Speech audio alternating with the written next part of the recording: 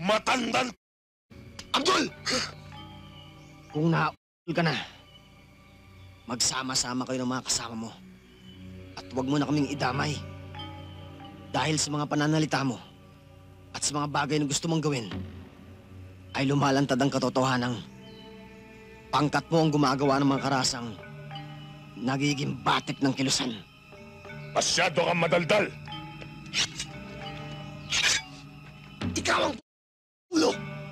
Dahil ang mga kagaya mo ang gumugulo sa mundo! Wala kang utak!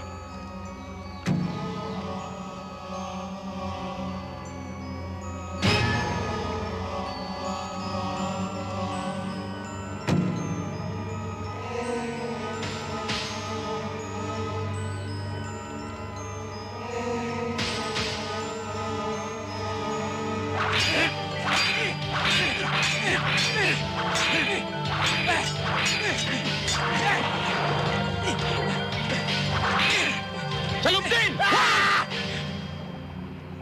Hindi na kailangang dumanak ang dugo sa lupang ito upang makilala ang may sala. Abdul, isama mo ang mga tauhan mo at umalis na kayo. Tandaan mo, sa pag-alis ninyo, huwag ka nang lilingon sa dakong ito.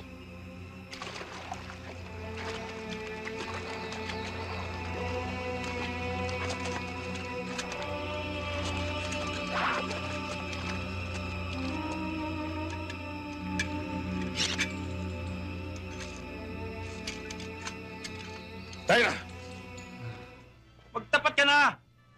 Hihirapan ka lang eh. Kaya ang tigas nito ah. Wala akong kasalanan. Hindi ako magnanakaw ng kalabaw. Hindi ko magagawa yon. Tawagin mo yung testigo.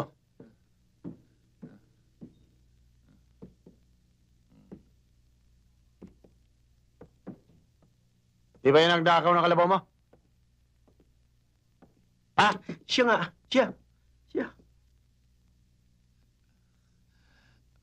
Omeng, huwag ka naman sinungaling. Huwag mo ipahamak. Alam mo namang hindi ako marunong magnakaw ng kalabaw eh. Si Magno, di ba? Oscar, yung may-ari na ng kalabaw ang nagtuturo sa'yo na ikaw ang nagnakaw. Ayaw ang pangaminin. Pero Epe, talagang hindi ako ang magnanakaw. Alam naman ng mga pulis mo na si Magno may hila ng kalabaw eh. Timo, pati mga pulis ko dinadamay mo. Ha? Sige. Alam nila yan. Tigas ka, ha?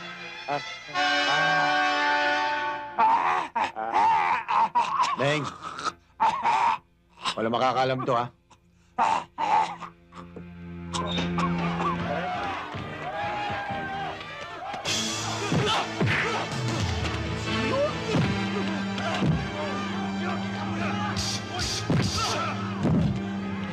Pare, sandali! Fiesta, nagugulo ka rito. At ba atrasahin to? Mga 5 araw ako nakulong. Tinutyo ko ng yan. Ba't nakikialam ka rito, ha? Gusto mo saluhin ang atraso niya? Ha?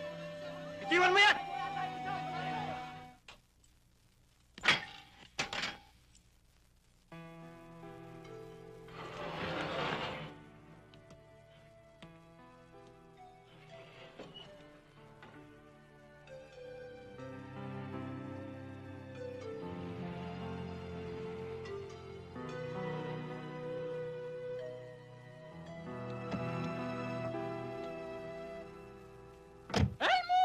Ay! Elmo! Linwal ka rin! Linwal ka rin! Linwal ka rin! Welcome home! Kenny Kalukluk, pakataramdaman mo yung ating driver, ha?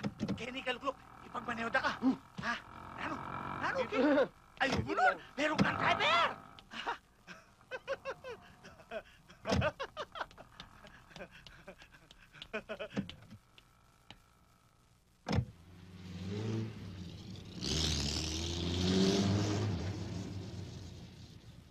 Pasensya ka na, Nehel mo. Hindi kita maaatid doon sa may hatin. Kasi dati yung hamo ko, susunduin ko sa airport. Galing study. Walang problema ron, Pikoy. Laking bagay na nga itong naalala mo ang araw ng paglaya ko eh.